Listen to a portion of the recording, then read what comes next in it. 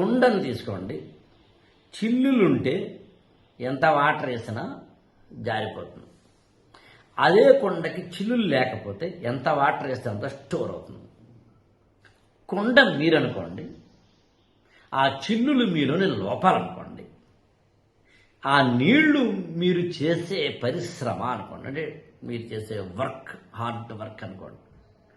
నువ్వు ఎంత పని చేసినా నీకు లోపాలుంటే మాత్రం ఖచ్చితంగా నువ్వు ఎదగవు.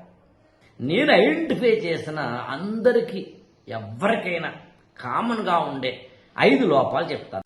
ఒక లోపం ఏంటో చూద్దాం. ఏంటంటే ఫ్యామిలీ. నువ్వేమో ఎదగాలని తపన పడతావు, ఇంట్లో వాళ్ళు అందుకు సహకరించరు. ఇప్పుడు రెండవది ఫినాన్షియల్. డబ్బులు లేకపోతే కొన్ని పనులు చేయలేం.